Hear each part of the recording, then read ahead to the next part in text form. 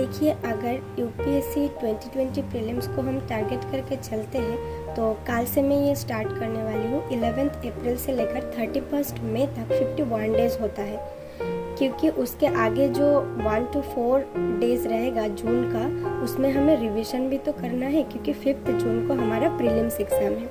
ठीक है, तो यही आप लोगों से शेयर करनी है। मैंने कहा था हर दिन एक स्टडी व्लॉग शेयर करेंगे, लेकिन वो तभी इफेक्टिव होगा जब आपको पता चलेगा मैं क्या पढ़ रही हूँ, क्या पढ़ने जा रही हूँ। हो सकता है कुछ मदद भी मिल सके, तो उस हिसाब से ही मैं आप लोगों से शेयर करने वाली हूँ कि पूरा प्रीलिम्स के लिए कैसे तैयारी कर रहे हैं, क्योंकि अभी टाइम इतना कम है। नया कुछ पढ़ना या समझना ये तो पॉसिबल है नहीं, जितना हो सके रिवाइज करना पड़ेगा।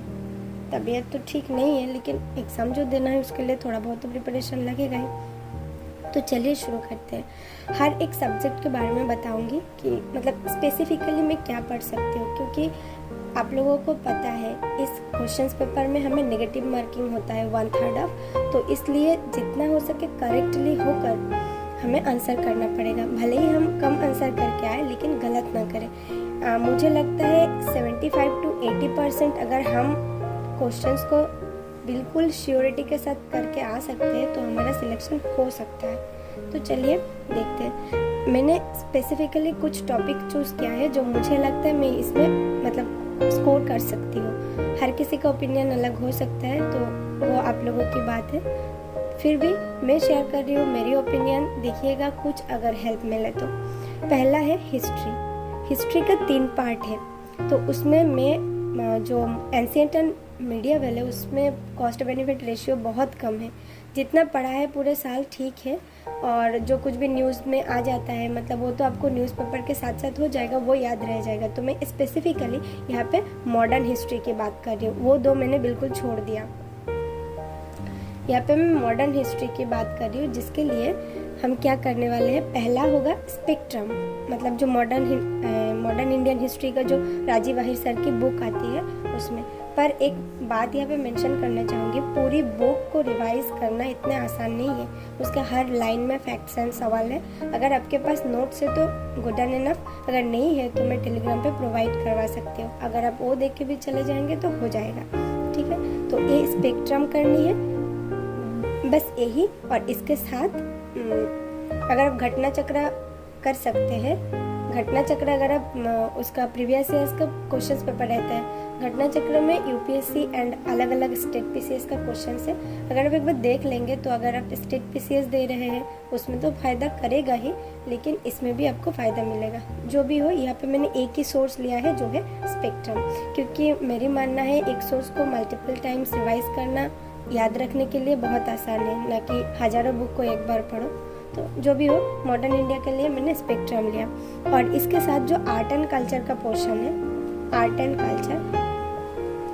कल्चर के लिए मैंने बस 11th की जो फाइन आर्ट्स आते हैं, 11th एनसीईआरटी आते हैं ना फाइन आर्ट्स करके, क्योंकि जो नितिन सिंघानिया सर की बुक है विदाउट सिलेक्टिवली पढ़े अब वो ख़त्म हमें नहीं कर सकते, टाइम बहुत कम है और भी तो कुछ पढ़ना है। और मेरे लिए और एक प्रॉब्लम खड़ी हो गई है, मैं दो स्टेट का अलग स्टेट पीसीएस दे रही हूँ, तो तीनों एग्ज़ाम एक ही महीने में 1 हफ्ते के अंतर आया है मेरी, तो वो प्रॉब्लम हो जाएगी। मैं ज़्यादा कुछ करने जाऊँगी मैं कंप्लीट नहीं कर पाऊँगी। तो फाइन आर्ट्स का कुछ नोट्स बनाया हुआ है, अगर डिमांड होगा मैं ये भी प्रोवाइड करवा सकती हूँ। तो अदरवाइज़ बुक बहुत छोटी सी पतली सी बुक है, अगर आप 2 बार रीडिंग भी दे लेंगे तो हो जाएगा, जितना भी आएगा उसमें से आप कर पाएंगे। तो इसलिए एक हो गया, मतलब दोनों सोर्स मैंने बताया हिस्ट्री के लिए, एक हो गया स्पेक्ट्रम और एक है 11th एनसीईआरटी का जो फाइन आर्ट्स है। यही बस हिस्ट्री का पार्ट कंप्लीट है। चलिए आगे चल। नेक्स्ट टॉपिक जो कि है पॉलिटी के लिए कोई कुछ भी पढ़े हो, कोई कुछ भी बोले हो, मुझे नहीं पता। मैंने लक्ष्मीकांत की थी, लेकिन सच बोलूँ तो उतनी इफेक्टिवली नहीं, मैं इसमें थोड़ा प्रॉब्लम में हूँ।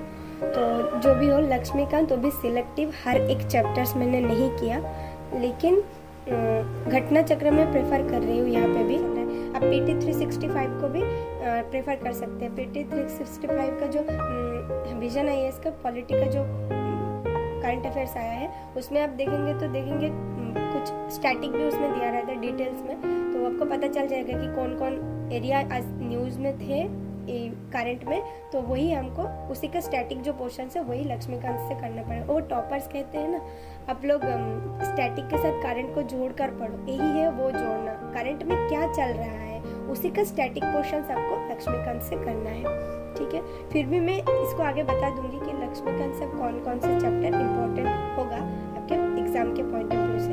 अब नेक्स्ट सब्जेक्ट की बात करते हैं, साइंस के बारे में। इसमें नहीं ना आपको उतना सोचने की ज़रूरत नहीं है, जैसे होता है स्टेट पीसीएस में, उसमें स्टैटिक जो साइंस का पार्ट होता है, कहते हैं ना 10 तक का एनसीईआरटी वो वगैरह कर लो, तो वो आपको ज़रूर करना पड़ेगा जो आपका स्टेट पीसीएस के लिए। लेकिन अब अगर बिल्कुल सिर्फ यूपीएससी का एग्ज़ाम देने जा रहे हैं तो कोई प्रॉब्लम नहीं, आप पीटी 365 करके जा सकते हैं, क्योंकि यूपीएससी में वो लोग फैक्चुअल क्वेश्चंस नहीं पूछते उतना, ज़्यादातर एप्लीकेशन पूछते हैं, जो करंट में चल रहा है, क्या हो रहा है, साइंस में इन्वेंशन क्या हुआ है, ये सब के बारे में, नए नए क्या तरीके खोजा जा रहा है, कोई जो महाकाश जान जाते हैं, उन सब के बारे में।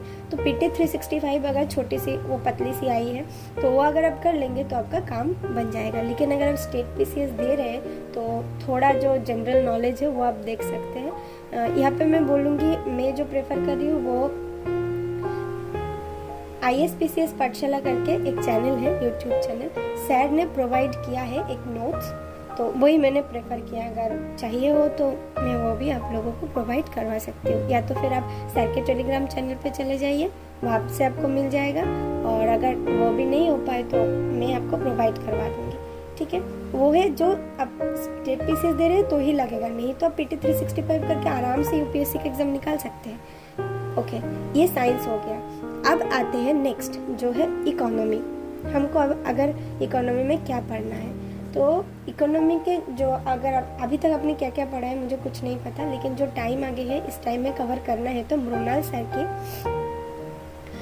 सर की ओल्ड जो वीडियोज़ है, 85 वीडियोज़ है उसमें से हाँ आप फास्ट वाला 50 वीडियोज़ अगर देख लेंगे तो आपका काम बन जाएगा यहाँ पे, मतलब स्टैटिक पोर्शंस हो जाएगा। अब रहा बात करंट में हम क्या करेंगे, सेम विजन आईएएस की पीटी 365, ठीक है।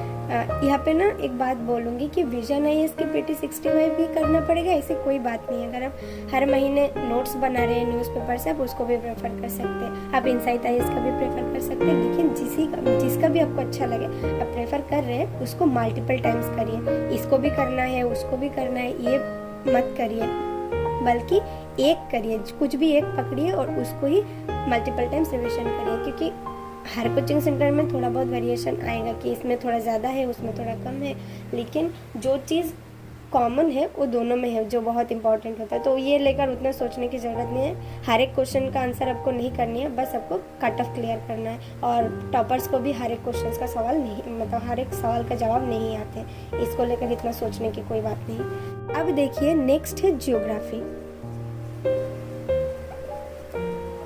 इसमें हम क्या करेंगे, बस अब 11th-12th के जो एनसीईआरटी है वो करके चले जाएंगे तो आपका काम बन जाएगा। यहाँ पे आपको और कुछ एक्स्ट्रा करने की ज़रूरत नहीं है। पर हाँ, न्यूज़ में अगर कुछ आ रहे हैं ज्योग्राफी से रिलेटेड तो उसको थोड़ा कनेक्ट करके पढ़ना कि क्या चल रहा है न्यूज़ में। करंट अफेयर्स देखने के टाइम थोड़ा ध्यान रखना, बाकी आपको इसमें से ही हो जाएगा, ठीक है।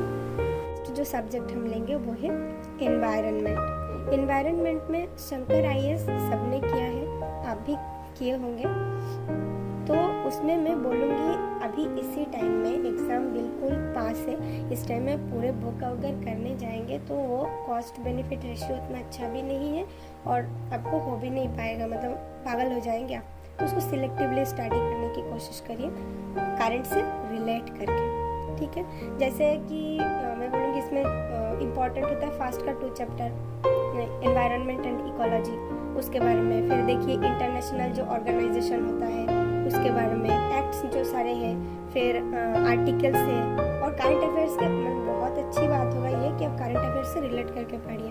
अब करंट अफेयर्स कहाँ से मिलेगा, सेम किसी एक कोचिंग सेंटर्स के फ्री मटेरियल्स उठा लीजिए, जैसे पीटी 365 हो सकता है विजन आईएएस का, इनसाइट आईएएस का पीटी एक्सक्लूसिव हो सकता है, ऐसे कुछ भी एक उठा लीजिए, उससे रिलेट करके पढ़िए कि न्यूज़ में जो करंट है वो इसमें उसका स्टैटिक अफेयर्स हम क्या करेंगे, करंट अफेयर्स को मतलब अभी तक तो हर एक सब्जेक्ट के हम जोड़ रहे थे, इसके अलावा भी 2-1 बुकलेट और भी आएंगे। कुछ नहीं, आप अगर विजन के सारे PT 365 उठा लेते हैं और उसको ही पढ़ने की कोशिश करते हैं तो, और कम से कम 2-3 बार आपको रिवाइज करना पड़ेगा, नहीं तो कुछ याद नहीं रहने वाला है। और एक बात, जो PT 365 या कुछ भी इनसाइड का PT एक्सक्लूसिव कुछ भी जो एग्जाम से PT के लिए जो आ रहा है, प्रीलिम्स टेस्ट के लिए जो आ रहा है, उसको आप उठा लेते हैं तो ध्यान रखना हर एक लाइन आपको पढ़ना नहीं है। प्लीज़ एक बार प्रीवियस ईयर क्वेश्चंस को प्रेफर करिए, गो थ्रू करिए।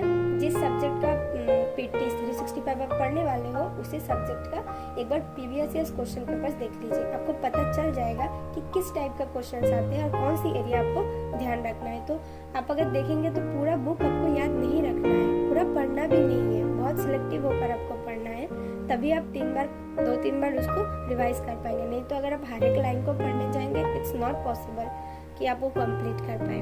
तो चलिए एक बार इसको समअप कर लेते हैं, मैंने क्या कहा आपको, अगले 50 दिन में हम क्या करने वाले हैं।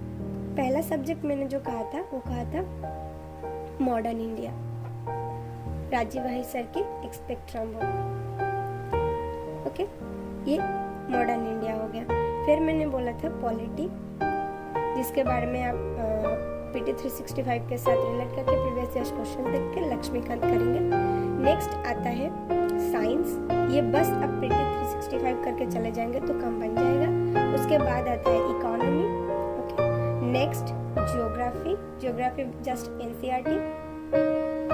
हाँ, एक बात तो मैंने बोला ही नहीं, इकोनॉमी के लिए ना आप इकोनॉमिक सर्वे और बजट उसका जो एनालिसिस है उसको देख लेना एक बार, मतलब वो इम्पोर्टेंट है। आप PT 365 कर रहे हैं, बहुत अच्छी बात है, मुन्ना सर के वीडियो देख रहे हैं, वो भी बहुत अच्छी बात है, लेकिन इम्पोर्टेंट वही है जो इस बार बजट में आया है। नेक्स्ट है एनवायरनमेंट के लिए आपको शंकर IAS पढ़ना है, लेकिन बहुत सिलेक्टिवली, और एंड ऑफ द टाइम आपको करंट अफेयर्स करना है, जो आप किसी भी कोचिंग सेंटर के फ्री मटेरियल्स या तो फिर अगर आपने खुद से नोट बनाया हो तो खुद की नोट्स भी यूज़ कर सकते हैं। तो अगले 50 दिन में आपको यही एरिया करना है, इससे आगे कुछ मत करने जाइए क्योंकि आप कंप्लीट नहीं कर पाएंगे। बेसिकली एग्जाम हॉल में बहुत प्रेशर क्रिएट होता है, उसी टाइम सब कुछ याद करना, सब कुछ मतलब एक हो जाता है दिमाग में, ऐसा लगता है पढ़ा तो था भाई याद नहीं आ रहा है। काल है 11 अप्रैल, मैं 10 अप्रैल नाइट को ये वीडियो बना रही हूँ। 11 अप्रैल से मैं ये फॉलो करने वाली हूँ, चाहे कुछ भी हो जाए, अदरवाइज मैं 5 जून का एग्ज़ाम नहीं दे पाऊँगी, मैं वैसे ही बहुत ज़्यादा नर्वस हूँ। अब है इस दिन से मैं स्टार्ट कर रही हूँ, तो सबसे पहले मैं हिस्ट्री को ख़त्म करूँगी। मुझे नहीं पता 2 दिन लगेगा 3 दिन लगेगा, लेकिन आप लोगों के साथ इसका टाइमलाइन शेयर कर देंगे। मैं बोल रही थी कि आपको हर रोज़ एक जो स्टडी व्लॉग वो प्रोवाइड कराएंगे। मैंने देखा व्यूज़ भी उतने ज़्यादा नहीं आ रहे और आप लोगों को भी एग्ज़ाम है, क्यों टाइम बर्बाद कराऊँ मैं। तो सबसे अच्छा ये है, मैंने हिस्ट्री मतलब मॉडर्न हिस्ट्री को पकड़ी हूँ और यही 11 अप्रैल से मैं करने वाली हूँ। 2 दिन लगे 3 दिन लगे, जितना टाइम लगे, मैं बस आप लोगों से इतना शेयर कर दूँगी कि पूरा हिस्ट्री को ख़त्म करने में मुझे कितने आवर्स लगा है, 24 आवर्स, 26 आवर्स या 48 आवर्स, ये आप लोगों को बता देंगे वीडियोज़ में, ठीक है। मतलब मैं अगली वीडियो आपको जो आने वाला है वो है हिस्ट्री ख़त्म हो जाएगा उसके बाद, ठीक है। और अगर आप चाहें तो मैं वो बिल्कुल एनालिसिस के साथ आपको दिखा सकती हूँ, मतलब घटना चक्र के साथ कि मैंने कैसे पढ़ा है, थोड़ा बहुत एनालिसिस करके आप लोगों से बात कर लेंगे। हाँ, और एक बात जो मुझे बोलना था, अब बुद्धिज़्म एंड जैनिज़्म जो है उसको थोड़ा देख लेना, हर साल उसमें से कुछ ना कुछ सवाल तक कहीं से भी निकाल लेते हैं वो लोग, तो इसको थोड़ा देख लेना। तो सबसे पहले मॉडर्न इंडिया ये ख़त्म करके आप लोगों को बताएंगे, ये मेरी मतलब सबसे ज़्यादा इंपॉर्टेंट एरिया है ये। इसको ख़त्म करने के बाद Buddhism Jainism and 11th NCERT जो है fine arts art and culture का, ये कर लेंगे तो हमारा हिस्ट्री ख़त्म हो जाएगा। तो ये पूरा हिस्ट्री ख़त्म करने के मुझे नहीं लगता कि मतलब मुझे नहीं पता कि कितना टाइम लगेगा, कोशिश करूँगी जल्द से जल्द करने की, क्योंकि हमें रिविजन भी करना है, करंट अफेयर्स भी देखना है, प्रीवियस ईयर क्वेश्चन भी सॉल्व करना है, और अभी PT के टाइम में सब लोग मॉक टेस्ट भी लगा रहे हैं, लेकिन मुझे उतना अच्छा मार्क्स नहीं आता है और बहुत ज़्यादा डिमोटिवेट फील हो जाता है। तो सबसे अच्छा लगता है कि प्रीवियस ईयर्स के क्वेश्चंस के साथ में इसको सॉल्व करो, तो वही आप लोगों से शेयर करेंगे पूरे ये ख़त्म होने के बाद, मतलब अगले वीडियो 2-3 दिन बाद आएगा, और टाइमलाइन बता देंगे कि मैंने कितने वक्त में ख़त्म किया है। अगर आप लोग मेरे साथ साथ पढ़ना चाहते हैं तो मैंने तो बता दिया कौन से सब्जेक्ट के लिए मैं क्या कर रही हूँ, वो भी कर सकते हैं। आप किसी भी सब्जेक्ट को कर सकते हैं। और प्लीज़ मुझसे कमेंट सेक्शन में शेयर करिए कि आपने कहाँ तक किया, कब तक, कितने दूर आप लोगों को कंप्लीट हो गया है, तो मुझे भी थोड़ा मोटिवेशन मिलता है कि हम एक साथ में चल रहे हैं। ठीक है, अब यहाँ पे मैं और एक बात बोलना चाहूँगी। फर्स्ट तो मैंने बता दिया 2-3 दिन बाद आएगा इसके बाद वीडियो, क्योंकि पढ़ना है। और नेक्स्ट है, अगर आप यूपीएससी के साथ साथ स्टेट पीसीएस भी दे रहे हैं तो प्लीज़ घटना चक्र को मतलब प्रेफर कीजिए, क्योंकि घटना चक्र ऐसी एक किताब है, मुझे पता है ये हमारा वेस्ट बंगाल में किसी के पास नहीं है, क्योंकि यहाँ पे वैसे कोई किताब है ही नहीं। जब मैंने डिसाइड किया था कि यूपी पीसीएस का जो स्टेट पीसीएस वो मैं देने जा रही हूँ, तब मुझे घटना चक्र के बारे में सबसे पहले पता चला था।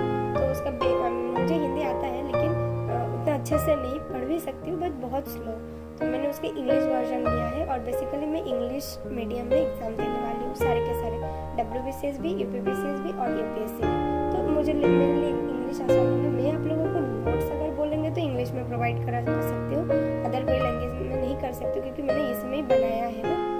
और जो एनालिसिस है वो मैं हिंदी में कर सकती हूँ। ठीक है, अगर कोई ऐसा है जो कोलकाता से है, ठीक है, कोलकाता से है और वो चाहते हैं कि मैं इसको बंगाली में भी बताऊँ, तो प्लीज़ मुझे एक बार बता देना। मुझे पता तो नहीं चल रहा है कि कौन कहाँ से देख रहे हैं। अगर ऐसा हो 2-3 स्टूडेंट भी हो और वो चाहते हैं कि उसमें ना मैं आपको दिखाऊंगी घटना चक्र में कैसे होता है। घटना चक्र में यूपीएससी का भी और अलग अलग स्टेट पीसीएस का भी प्रीवियस ईयर के क्वेश्चन है। तो मुझे लगता है जो ऑर्गेनाइजेशन हमारे एग्ज़ाम ले रहे हैं उसको, वो खुद जो क्वेश्चन को फॉर्म किया है उसको सॉल्व करना बहुत मतलब अच्छी बात होगी कि हाँ हम ये किए हैं। अब देखेंगे घुमा फिरा के कुछ एरिया ऐसा है जहाँ से वो सवाल कर ही लेते हैं। जैसे कि एक क्वेश्चन मैंने देखा था, एग्जैक्टली तो याद नहीं आ रहा है, लेकिन वो यूपीपीसीएस में आया है, वो लास्ट ईयर एमपीपीसीएस में आ गया था। मतलब क्या है, अगर घटना चक्र कर रहे हो तो अब तैयार हो रहे हो ना, बिल्कुल। तो उसी तरीके से अगर वेस्ट बंगाल से कोई है और उसको मैं बंगाली में उनके लिए कर दूंगी, लेकिन मुझे इन्फॉर्म करना पड़ेगा। या तो फिर आप टेलीग्राम में कर सकते हैं, या तो कमेंट सेक्शन में, या तो फिर आपको ईमेल करना पड़ेगा मुझे, तभी मुझे समझ में आएगा ना कि कौन कहाँ से है, तो मैं कर दूंगी। अगर ये नहीं हो तो भी मैं घटना चक्र को एक बार दिखा दूंगी और वो मैं हिंदी या तो फिर इंग्लिश में कर दूंगी। लेकिन अगर कोई रिक्वेस्ट करे, कोई है ऐसा जिसको चाहिए, तो फिर मैं एक्स्ट्रा करने के लिए तैयार हूँ। लेकिन ये आप लोगों का उतना इंटरेस्ट होना चाहिए, है ना। तो चलिए कल से पढ़ाई स्टार्ट करते 11 अप्रैल से। मैं अभी सबसे पहले उठा रही हूँ मॉडर्न हिस्ट्री को, क्योंकि पता है ये ना बहुत ज़्यादा मॉडर्न हिस्ट्री जो है ये बहुत ज़्यादा स्टैटिक पोर्शन है। हम अगर अच्छे से पढ़ें तो शायद इनमें से 90% जितने क्वेश्चन आएंगे 90% क्वेश्चन को हम राइट करके आ सकते हैं। तो जहाँ से हम नंबर को कैप्चर कर सकते हैं तो उसको सबसे पहले कंप्लीट कर लेना चाहिए। तो इसलिए मैंने मॉडर्न इंडिया लिया है। और अभी आप लोगों का चॉइस है, आप क्या पढ़ना चाहते हैं सबसे पहले, तो उसको मतलब पढ़ सकते हैं। तो अभी के लिए इतना ही। आगे ये कंप्लीट करने के बाद आप लोगों से बात करते हैं नेक्स्ट एक स्टडी व्लॉग में।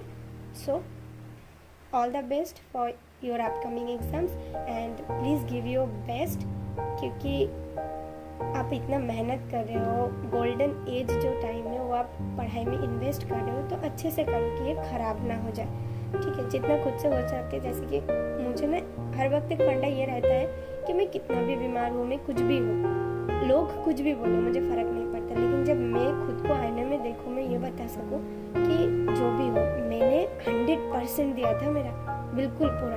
तो मैंने कुछ गलत नहीं किया, जितना मुझसे हो सके मैंने कोशिश तो किया था। लोग तो कुछ भी बोलेंगे, लेकिन खुद को आप अगर समझा पाओ कि हाँ मैंने कोशिश किया था, ना कि आप खुद को बोल रहे अरे यार तो मेरे लिए नहीं हुआ, मैं और भी कर सकती थी, और भी कर सकता था, तो वो गलत बात होगी। तो वही बोलूँगी, जितना हो सके खुद को धोखा मत दीजिए, अच्छे से पढ़ाई करना। और आशा करती हूँ सबके एग्ज़ाम्स अच्छे से हो जाएंगे, जैसे मैंने प्रिपेयर कर रही हूँ। आप लोगों भी कोशिश करिए। 50 दिन बहुत टाइम होता है, 50 × 24 आवर्स। कैन यू इमेजिन, अगर आप 24 आवर्स में 12 आवर्स भी प्रोडक्टिवली दे देंगे ना तो बहुत काम चल जाएगा। हाँ, और एक बात, मैं इसके साथ साथ ना मॉर्निंग में 2 आवर्स लूँगी सीसेट के लिए, क्योंकि मुझे इसमें थोड़ा डर लग रहा है। मैं आर्ट्स बैकग्राउंड की हूँ, मेरा सीसेट इतना अच्छा नहीं है। जो इंग्लिश पोर्शन है वो तो फिर भी ठीक है, लेकिन उसमें ना होता है कभी कभी बहुत कंफ्यूजन हो जाता है कि क्वेश्चंस कॉम्प्रिहेंशन जो है उसमें मुझे कुछ लग रहा है, आंसर कुछ और आते जा रहे, फिर जाके वो नहीं होता है। लेकिन जिन लोगों को मैथ्स रीजनिंग स्ट्रांग है उनके लिए बिल्कुल मतलब फुल मार्क्स लाना बहुत आसान हो जाता है। तो मैथ्स तो स्ट्रांग है नहीं, उसको थोड़ा स्ट्रांग बनाना है, और कॉम्प्रिहेंशन थोड़ा स्ट्रांग है, उसको और भी स्ट्रांग बनाना है। तो इसलिए 2 आवर्स करके मैं मॉर्निंग में उसको दूंगी, क्योंकि सीसेट साथ लेकर चलना चाहिए। अगर सीसेट क्लियर नहीं होगा तो हमारा जीएस पेपर कितना भी अच्छा हो चेक नहीं होने वाला है, तो सेफ जोन में रहना पड़ेगा। तो चलिए शुरू करते हैं ये जर्नी। 2 दिन के अंदर अंदर मुझे लगता है 48 आवर्स में मेरा कंप्लीट हो जाएगा मॉडर्न इंडिया। मैं आप लोगों से शेयर कर दूंगी स्टडी ब्लॉग के रूप में मैंने क्या किया है, कहाँ से पढ़ा है, कैसे पढ़ा है। आशा करती हूँ ये वीडियो आप लोगों के लिए हेल्पफुल होगा। सो आज के लिए इतना ही। Goodbye, tata and good night.